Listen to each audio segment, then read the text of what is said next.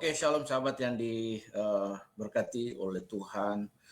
Di malam hari ini jumpa lagi dengan saya Pastor Elroy dan hari ini saya ingin memberikan live singkat kita dengan judul Kristen sebagai agama yang sejati dan terbuka, sebuah telah kritis atas prinsip uji kebenaran dalam perspektif biblika dan patristik, terutama yang berkaitan dengan Kisah Rasul 17 ayat 10 dan 11 sebagai the first hermeneutics in the world of Christianity. Nah teman-teman, sebelum kita mulai, kita berdoa dulu ya. Tuhan memberkati kita dengan pelajaran singkat kita dan presentasi kita. Tidak saja presentasi ini memenuhi pikiran kita, so to enlarge our perspective, tetapi juga menolong kita supaya kita bertumbuh dan memiliki encounter with the personality of God through this live streaming. Oke, mari kita berdoa. Bapa, kasih karunia Tuhan yang melampaui segala roh akal dan pikiran menolong kami di malam hari ini. Berkati pelajaran kami, sehingga pelajaran kami tidak saja memperluas kapasitas kami, tapi lewat pelajaran ini, we have an encounter with the personality of God, with the power of God in our daily life. Kami bersyukur dalam nama Tuhan. Berkati kami dengan live streaming yang sederhana ini, juga teman-teman yang di TikTok yang menonton, melihat, mereka dapat hal ini dapat menjadi berkat bagi mereka. Di dalam nama Tuhan Yesus kami berdoa dan mengucap syukur. So we ask the Holy Spirit to lead us during this session. Kami berdoa dan mengucap syukur. Thank you Holy Spirit. In the holy mighty name we pray. Hallelujah. Amin. Nah teman-teman yang ada di Facebook, teman-teman dapat melihat presentasi saya yang ada di live streaming. Tapi untuk teman-teman yang ada di TikTok bisa mengunjungi Facebook saya dan kemudian bisa melihat. Teman-teman tidak bisa melihat presentasi tapi hanya bisa mendengar audio saja. Oke. Baik teman-teman, kita mulai dengan Kristen sebagai agama sejati dan terbuka telah kritis atas prinsip uji kebenaran dalam perspektif biblika. Oke, teman-teman ya. Jadi kita lihat di sini kita masuk dengan helicopter view, teman-teman. Jadi seperti judulnya, agama Kristen mengklaim diri sebagai satu-satunya agama yang membuka diri terhadap penyelidikan kritis dan analisa yang mendalam terhadap pewahyuannya. Nah, teman-teman kalau yang di Facebook dapat melihat presentasi yang saya tampilkan di StreamYard, tapi kalau teman-teman di TikTok hanya dapat mendengarkan audio saja. Nah teman-teman yang di TikTok, saya mohon maaf, saya tidak membutuhkan gift, saya juga tidak membutuhkan like atau tap layar. Teman-teman bisa menonton dan kemudian kalau ini memberkati teman-teman bisa share dan bisa bagikan. Sekali lagi, saya tidak membutuhkan gift, saya juga tidak membutuhkan tap layar. Teman-teman yang merasa ini menjadi berkat, teman-teman bisa share. Baik teman-teman, kita mulai dengan sebuah helicopter view as the opening narration for us. Agama Kristen itu mengklaim diri sebagai satu-satunya agama yang membuka diri terhadap penyelidikan kritis dan analisa mendalam terhadap wahyunya. Nah, prinsip ini bukan hanya muncul dari pemikiran teologis modern seperti Johann Albrecht Bengel, tetapi prinsip ini tertanam jauh di dalam gereja mula-mula seperti yang tercermin dalam tindakan jemaat di Berea. Jadi sebenarnya the process of the first hermeneutics itu terjadi di Kisah Rasul pasal yang ke-17 ayat yang ke-10 sampai ayat yang kedua. Sekali lagi, the first hermeneutics ini juga bisa berbicara tentang the first critical thinking by the first congregation, the first Christian in the Berean House. Kita bisa melihat dalam Kisah Rasul pasal 17. Nanti kita akan lihat dan kemudian kita akan melakukan short telah singkat terhadap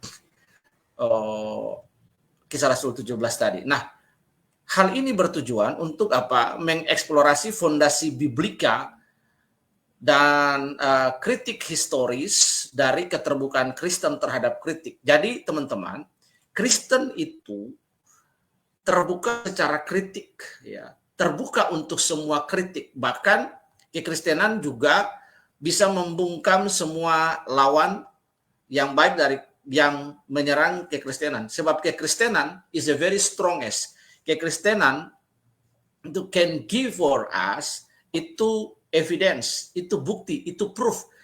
Maupun kalau di dalam the historical biblical archaeology itu kita bisa melihat, kalau kita mempelajari sejarah, maka kekristenan dapat berdiri, dia menantang zaman ini bagi orang-orang yang apatis terhadap kekristenan, bahkan orang-orang sekalipun yang di luar Kristen yang menuntut bukti tentang keadaan Kristen, kesahihan Kristen, dan bukti-bukti hari ini kekristenan mampu dalam berbagai hal. Kekristenan dapat memberikan bukti dengan literasi yang cukup memadai.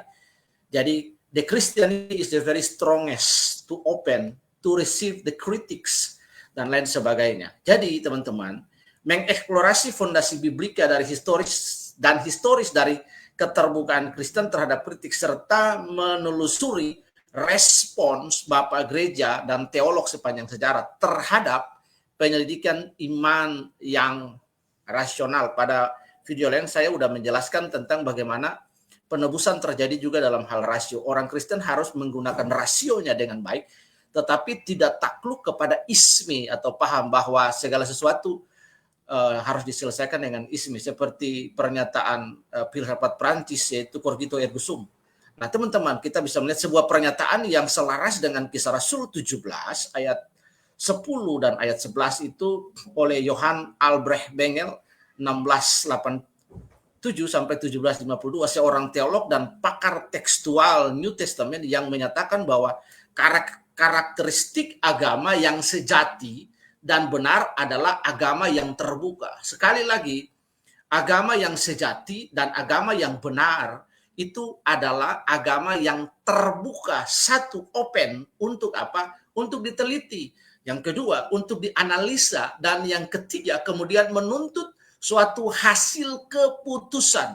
Ini bisa ditemukan di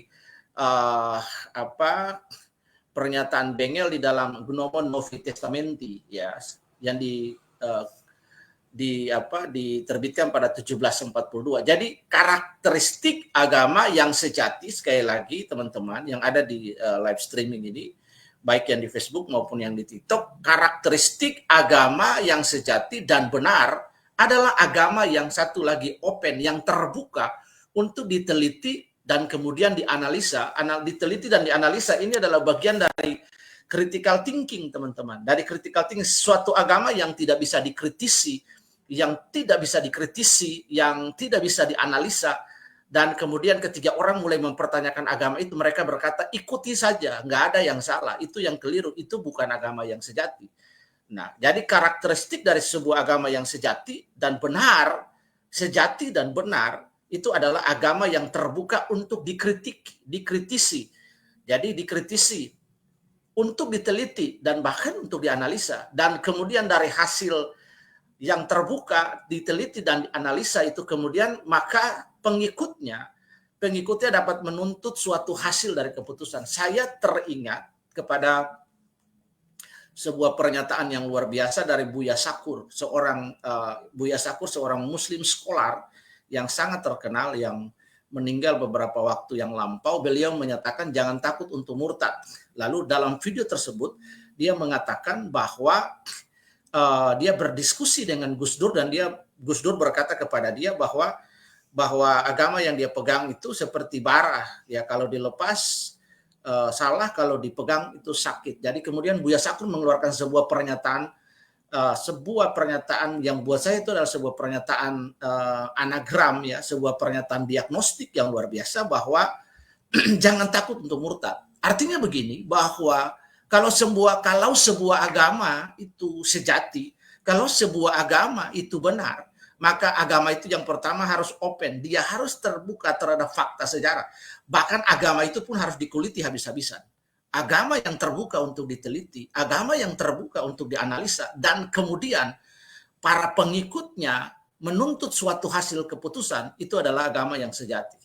Jadi sebuah agama itu perlu dikulitin, perlu diteliti, dia terbuka dan perlu dianalisa. Ketika sebuah agama tidak terbuka, bahkan sangat tertutup, Pak, itu sebuah sekte. Nah, itu sebuah sekte dan itu luar biasa eksklusivisme di dalam bagaimana orang mengikuti sebuah ajaran agama dan kemudian tertutup didomestifikasi oleh kebenaran yang tertuju kepada para pemimpinnya, maka itu kita akan masuk kepada sebuah aliran sesat. Nah, mari teman-teman kita lihat pernyataan dari Johann Albrecht Bengel ini menggarisbawahi bahwa keautentikan sebuah agama tidak ditentukan oleh dogmatisme, teman-teman. Jadi pernyataan ini sekali lagi menggarisbawahi bahwa keautentikan atau otentiknya sebuah agama itu tidak ditentukan oleh dogmatisme, melainkan keterbukaannya terhadap penyelidikan dan verifikasi yang rasional. Sebab ada religion outside the Christianity itu mengajarkan kepada umat juga hal-hal yang irasional, sementara the Christianity is a very rational. Itulah sebabnya, maka ketiga Tuhan berkata, kasihilah Allah dengan segenap hati, dengan segenap akal budi. Akal budi itu adalah knowledge. Akal budi kita perlu diisi dengan presuposisi, perlu diisi dengan pengetahuan. So we have education about God. Kita punya pengetahuan, we have a presupposition about the existence of God, about the religion. Nah, ini yang penting sekali, sebab jika pengetahuan itu tidak diisi, pengetahuan itu berjalan seiring dengan iman dan kemudian dengan rasio, teman-teman. Nah, kalau orang Kristen kemudian berkata, saya beriman, tapi saya tidak menggunakan logika saya, maka itu binatang. Kenapa? Karena binatang itu nggak punya rasio, binatang itu punya insting. All the humankind use their brain, how to know.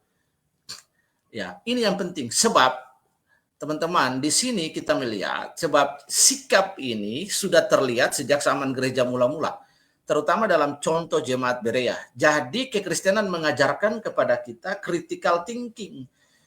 The process of the first hermeneutics itu ada dalam Kisah Rasul 17 ayat yang ke-11. Mari kita lihat bagaimana pernyataan dan model iman yang kritis. Bukan iman yang hanya kita diajak masuk ke dalam sebuah ruangan gelap, lalu kita disuruh ikut tanpa kita bertanya, tanpa kita menggunakan rasio kita, logika kita, penalaran deduktif kita. Ketiga agama yang hanya disuruh ikut tanpa memiliki understanding yang baik, dia bukan agama yang sejati. Nah, mari kita lihat bagaimana kekristenan menempatkan dirinya, kekristenan membuktikan dirinya sebagai agama yang sejati, sebagai agama yang benar. Mari kita lihat dalam Kisah Rasul pasal yang ke-17, bagaimana orang-orang di Berea ini memperlihatkan kepada kita model iman yang kritis, bukan iman asal-asalan, iman yang buta, iman yang berjalan di dalam gelap, tapi iman yang kritis. Kita lihat dalam Kisah Rasul pasal 17, the Bible record about this case. Kita lihat, the Bible mention for us about the people in the Berean. Di dalam Kisah Rasul 17 ayat 11, Alkitab berkata, orang-orang di Berea itu lebih baik hatinya dari orang-orang Yahudi yang di Tesalonika. Karena mereka menerima firman itu dengan segala kerelaan hati dan setiap hari. Ya, jadi kita mulai dari bagian B ya. Karena mereka pertama menerima firman itu dengan segala kerelaan hati. Yang kedua, ini yang penting, ini proses hermeneutics, ini proses critical thinking. Setiap hari mereka menyelidiki kitab suci untuk mengetahui apakah semuanya itu benar demikian. Teman-teman, kita tahu bahwa Rasul Paulus itu dia tidak mungkin salah. Para apologet yang ada di ruangan TikTok, di room-room TikTok, they have a probability yang bisa salah. Mereka punya peluang untuk bisa salah. Bukan mereka salah, saya tidak mengatakan mereka salah, tapi mereka punya peluang untuk bisa salah. Ya. Jadi semua siapapun yang ada di TikTok, siapapun yang menyebut dirinya apologetika, mereka punya peluang untuk bisa berbuat salah. Rasul Paulus itu terdidik di dalam pokok-pokok ajaran Yudaisme. Dia melampaui 4 tingkatan pendidikan dalam strata pendidikan Yahudi. Ya, dan yang terakhir pendidikan yang dia tempuh adalah Beit Midrash di situ. Nah, hari ini kita mengenal namanya Yeshiva, the School of Rabban, the School of Rabbi, the School of Rabbi. Jadi gurunya adalah Gamaliel. Gamaliel itu punya bapak namanya Hillel. Hillel adalah rabi yang sesaman dengan Tuhan Yesus. Ada satu rabi yang lain namanya Rabi Semaliel. Mereka berdua adalah the great Rabban dalam konteks agama Yahudi dan sangat dihormati dan mereka hidup sesama dengan Kristus. Nah, kita tahu juga bahwa kekristenan, akar dari kekristenan itu adalah Yudaisme. Jadi ketika Paulus bertobat and he become a new Christian in the new flock, maka dia tidak mungkin salah. Dia sangat tidak mungkin salah. Rasul Paulus tidak mungkin. Nah, kalau seorang Rasul Paulus saja bisa diteliti, bahkan bisa diteliti, bisa dikritisi pengajarannya, bisa di hermeneutics, pengajarannya bisa dikritiki, apalagi yang cuman apalagi yang cuman orang yang berbekal ChatGPT, yang kemudian berbekal Google, lalu coba untuk menggunakan aplikasi dan lain sebagainya, lalu kemudian mencoba untuk menjadi apologet. Nah, ini yang jadi maksudnya saya begini, bahwa mari kita belajar bahwa kekristenan itu agama yang sejati. Kekristenan dapat membuktikan dirinya. Nah, proses orang-orang di Berea mempertontonkan, memperlihatkan model iman yang kritis. Artinya mereka tidak gampang percaya kepada seseorang. Jadi apalagi Rasul Paulus. Tidak ada seorang apologet pun seperti Rasul Paulus yang pendidikan akademisnya luar biasa. Orang yang sangat terpelajar. Murid semurid satu kelas dengan Stefanus yang mati dirajam. Gurunya adalah Gamaliel. Ya. Nah, mari kita lihat. Jadi proses kekristenan agama yang sejati itu adalah bahwa para pengikutnya itu harus, yang diperlihatkan di dalam Kisah Rasul ini, bahwa orang-orang Kristen sebelum mereka menerima ajaran Rasul Paulus itu mereka menyelidiki kitab suci to know ya apakah pengajaran yang dibawa oleh Rasul Paulus itu sejalan, benar demikian dengan kitab suci ya.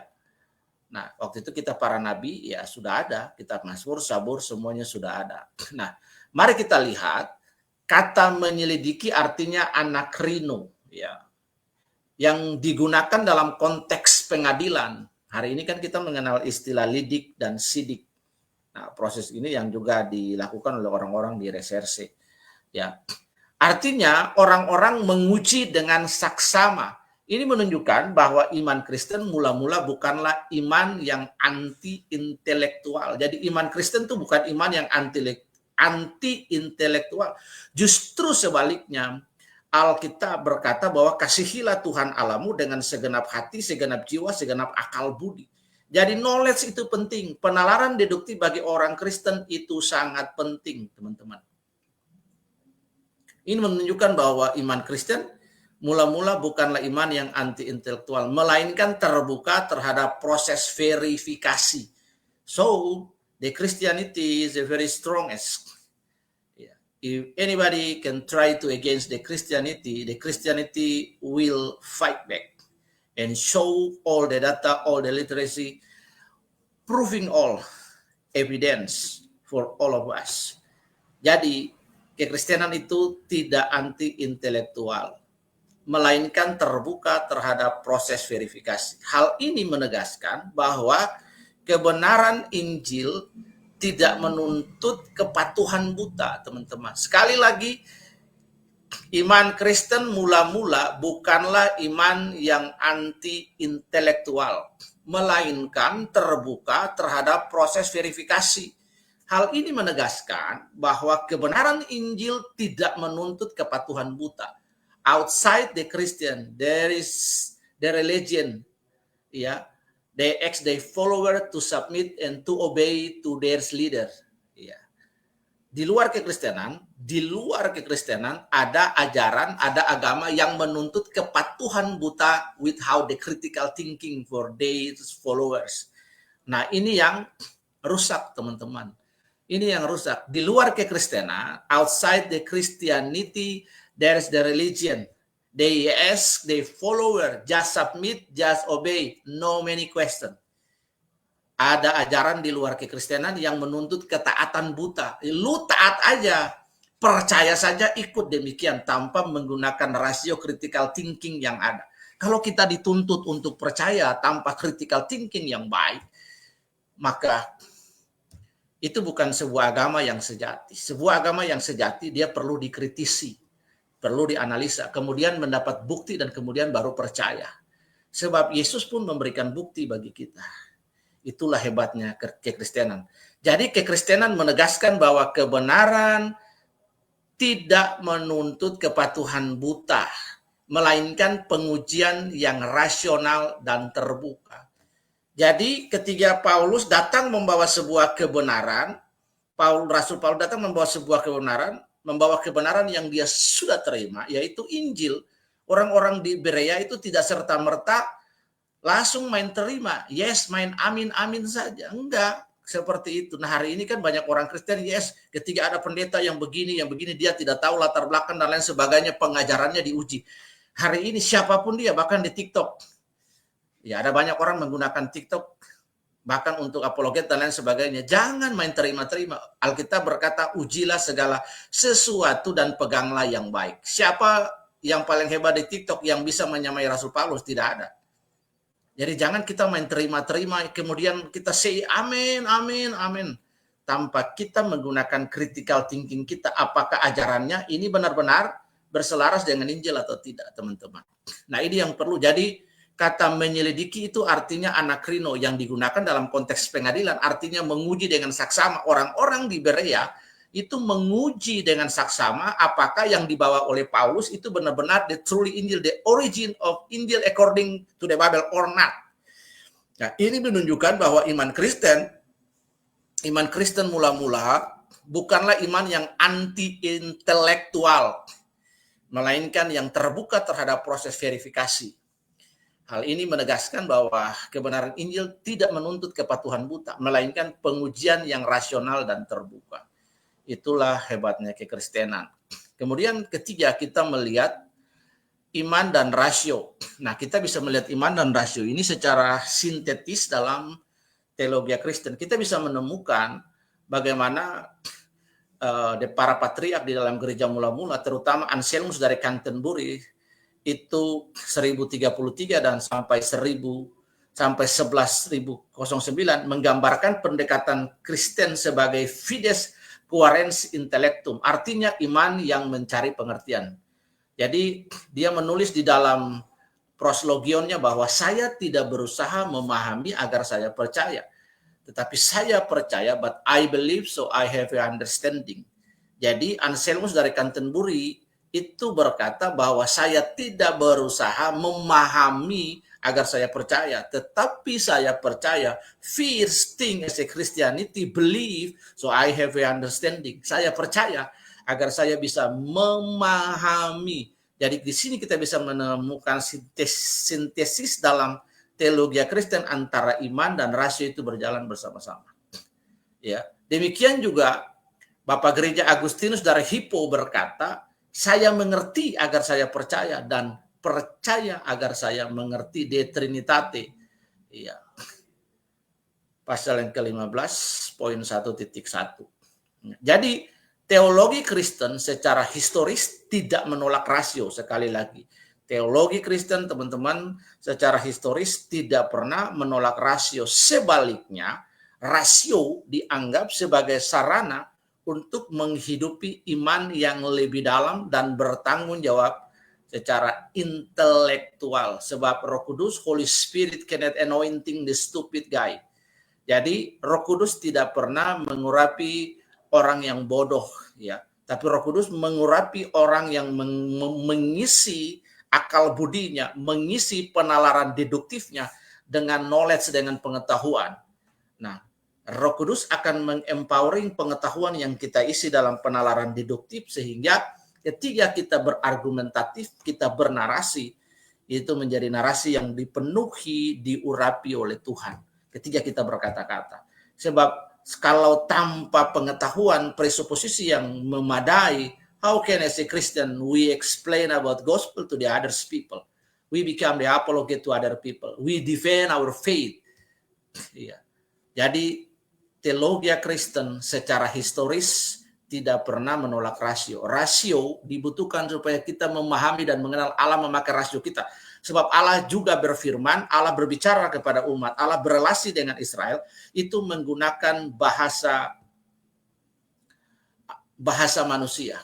Ya, Allah menggunakan bahasa manusia sehingga kita dapat mengerti ya kehendak Allah, kita dapat mengerti hukum-hukum yang Allah sampaikan. Kita dapat mengenali itu. Jadi teologi Kristen secara historis tidak pernah menolak rasio. Sebaliknya, rasio dianggap sebagai sarana untuk menghidupi iman yang lebih dalam dan bertanggung jawab secara intelektual. Nah, teman-teman, sebagai orang yang hidup dengan posisi teologis reform, maka saya menekankan pentingnya rasio fidei atau rasionalitas iman. Ya, ini berbeda sekali dengan rasionalisme. Jadi ismi itu adalah sebuah paham bahwa semua yang harus diselesaikan dengan pikiran. Ya, penggunaan ini bisa seperti sebuah contoh cogito ergo sum itu tadi. Ya. Tetapi sebagaimana yang dijelaskan di dalam Institutio Christianae Religions, ini bahwa ratio fidei atau rasio fidei, rasionalitas iman itu diperlukan untuk supaya kita memahami. So we have an presupposition about God. Nah, kemudian yang keempat, teman-teman, kita lihat sejarah kritik terhadap kekristenan dan responnya. Nah, kalau kita belajar dari Celsus pada abad kedua dan kemudian Porphyry pada abad ketiga hingga kritik modern dari Bertrand Russell atau teman-teman kita tahu di dalam dunia modern ini kita kenal dengan Richard Dawkins ya. Di dalam studi S3 saya itu kita belajar namanya Colloquium Biblicum, dan ini Richard Dawkins ini menjadi salah satu dari topik percakapan dalam Colloquium Biblicum The Old Testament maupun New Testament. Agama Kristen telah menjadi objek penyelidikan dan bahkan serangan. Ada sebuah tulisan saya tentang, saya lupa di Facebook itu Bible quote, teman-teman. Saya cari karena ada poin-poin yang penting sekali di situ Bible quote.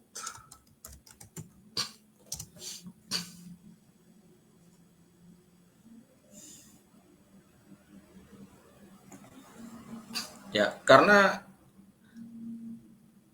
kekristenan itu harus bisa dikritisi, teman-teman. Ya, kekristenan itu harus bisa dikritisi dan kekristenan itu bisa memberikan bukti. Ya, oke, pada lain kesempatan saya akan cari, tapi baik kita lihat yang ini dulu, teman-teman. Oke.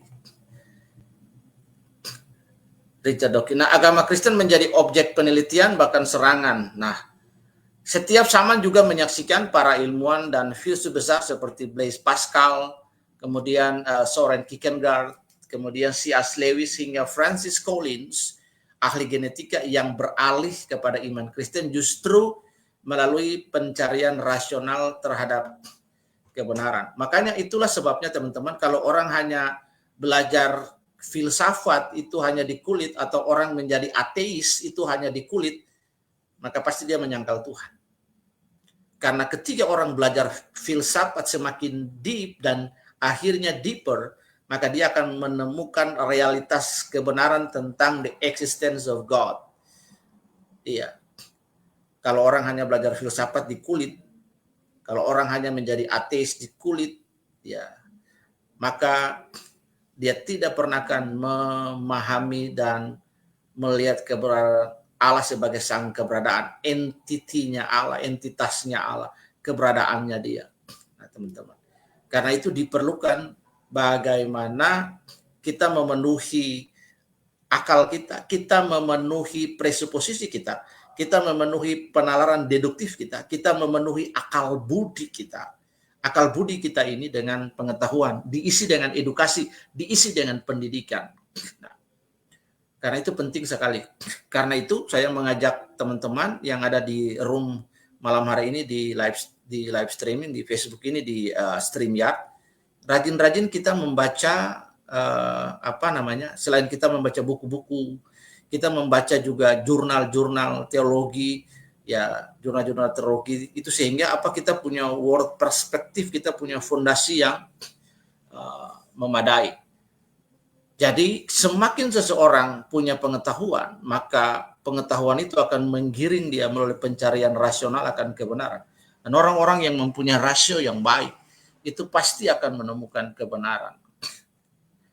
Kita bisa melihat poin berikutnya, teman-teman, ya. Kristen sebagai agama yang berdialog. Nah, dalam konteks pluralisme agama modern, kita menemukan kekristenan tetap menjadi satu-satunya agama yang besar yang secara sistematis mengundang kritik dan evaluasi terhadap teks suci. Tidak hanya itu, kitab suci secara eksplisit mendorong jemaat untuk menguji.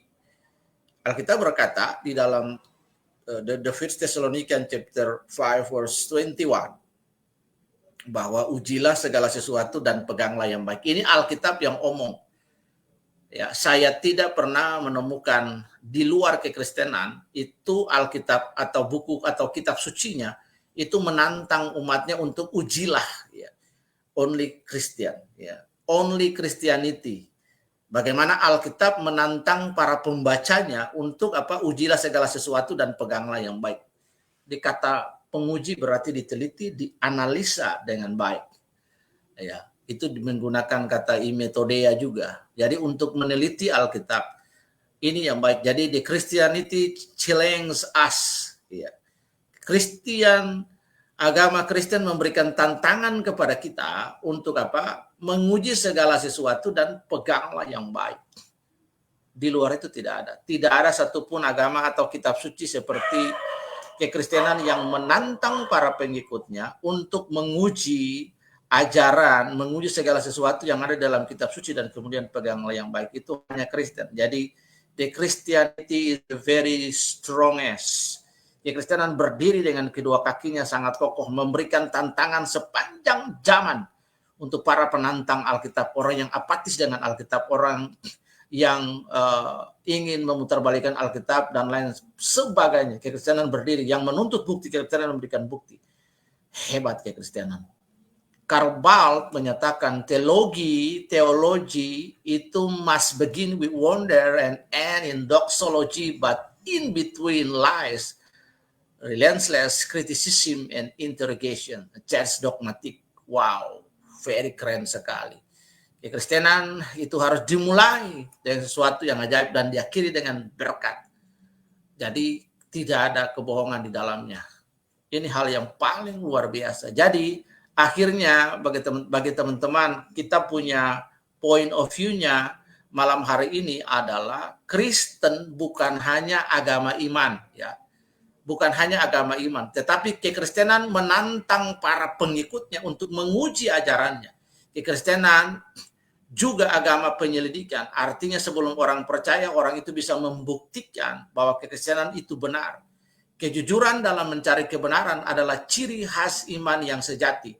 Iman yang sejati, agama yang melarang pengikutnya untuk menggunakan critical thinking-nya, akal budinya, itu bukan agama yang benar, itu bukan agama yang sejati.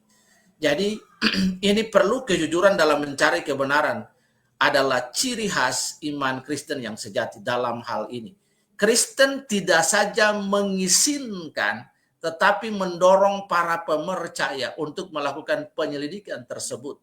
Maka iman Kristen bukanlah iman buta, melainkan iman yang cerdas, the intelligent faith, berakar pada sejarah dan terbuka terhadap rasionalitas manusia. Karena itu kekristenan tidak tertandingi. Oke, teman-teman dapat melihat di PowerPoint, di presentasi ini ada daftar pustakanya. Ada Alkitab Lai, Anselmus Proslogion, Agustinus de Trinitate, Karl Barth, Church Dogmatic, kemudian yang lain-lain. Jadi ini yang ingin saya sampaikan bagi kita, bahwa berbahagialah, bersyukur, banggalah bahwa teman-teman menjadi orang Kristen, sebab agama yang sejati, agama yang benar adalah agama Kristen. Pertanyaannya, mengapa saya mengklaim demikian, atau kok berani sekali mengatakan demikian? Karena hanya agama Kristen yang mengklaim dirinya sebagai satu-satunya agama yang membuka diri terhadap penyelidikan kritis. Jadi setiap orang yang sebelum menjadi Kristen, dia harus bertanya, dia membuktikan dirinya before he convert and become a believers, trust to Jesus Christ. Ini yang penting sekali bagi kita. Agama yang melarang orangnya untuk kritis dan lain sebagainya itu bukan agama yang benar. Agama yang mengajar umatnya hanya percaya ikut tanpa bantah, tanpa menggunakan pendalaman deduktifnya untuk percaya. Itu bukan agama yang sejati, itu bukan agama yang benar. Kita harus sampai bahkan bisa mendebat, menganalisa agama itu dengan baik, menggunakan akal kita dengan baik. Sebab kalau logika kita dikurung, kita dibantah, kita didomestifikasi, kamu harus percaya, ikut saja, maka kita sementara dibodohi. Itulah sebabnya maka seorang scholar muslim yang saya sangat suka sekali mengikuti ajarannya, sampai saya menulis sebuah artikel pendek di mikroblog bahwa kematiannya adalah kematian yang memang direncanakan, karena dia menjadi sangat berbahaya sekali bagi orang-orang yang ada di muslim sendiri. Nah, yaitu Buya Shakur. Buya Shakur berkata, jangan takut untuk murtad. Jangan takut untuk murtad. Dan dalam satu video itu dia berkata, kalau Anda sudah murtad, baiklah seperti itu. Nah, jadi agama harus bisa dikritisi, agama harus bisa membuka dirinya untuk dikritisi dengan baik. Sebab ini penting sekali. Ya, jadi akhirnya umatnya bisa menggunakan rasionya untuk bisa melihat, untuk bisa melakukan penyelidikan kritis dan kemudian bisa menjadi percaya. Sebab Tuhan berkata, kasihilah Tuhan Allahmu dengan segenap akal budi. Akal budi itu adalah rasio kita, sehingga kita dapat berargumentatif dengan baik. We have a good proposition about God. Dalam kita mempunyai iman, we have encounter with God. Kita mengalami perjumpaan dengan Tuhan dengan kuasanya. Kita menggunakan logika kita, tetapi bukan kepada isminya atau paham. Harus diingat ini baik-baik. Tuhan memberkati kita. Let's pray. Tuhan, kami mengucap syukur dengan presentasi singkat ini, mendorong kami bahwa kami mengetahui bahwa Kristen adalah agama yang sejati. Karena kekristenan mengizinkan kita, bahkan Alkitab berkata, ujilah segala sesuatu dan peganglah yang baik. Terima kasih Tuhan. Kami bersyukur sehingga pengetahuan ini dapat menolong kami. Kami tidak saja punya pengetahuan yang mengelers kapasitas kami untuk berpikir, rasio kami untuk berpikir dan lain sebagainya, memiliki sharpness yang tajam Tuhan. Tapi kami juga rindu untuk dengan kebenaran yang kami miliki, maka dengan yang kami punya, kami akan mengalami perjumpaan-perjumpaan yang mengagumkan dengan Tuhan di dalam nama Tuhan Yesus. Kami berdoa dan mengucap syukur, berkati teman-teman yang ada di Facebook, yang ada di StreamYard ini, dan juga teman-teman yang melihat di TikTok. Terima kasih Tuhan, kami kagum dengan Allah, kami kagum dengan Engkau, dengan semua karya-Mu bagi kami. Tolong kami, berkati kami dalam istirahat kami. Kami terus mengagumi Engkau dalam kehidupan kami. Bahwa sesungguhnya kekristenan sangat hebat dan kami punya Tuhan yang sangat luar biasa. Di dalam nama Tuhan Yesus, kami sudah berdoa dan mengucap syukur. Amin. Oke teman-teman, terima kasih banyak. Sudah ada bersama-sama dengan saya di Facebook, juga di StreamYard ya. Teman-teman, saya akan kirim linknya, jadi teman-teman bisa belajar dengan presentasi yang singkat ini, dikembangkan lagi sehingga dapat menjadi berkat. Tuhan Yesus memberkati. Terima kasih buat teman-teman yang sudah nonton di TikTok. Tuhan memberkati pekerjaan rumah tangga dan keluarga semuanya. Shalom, selamat malam.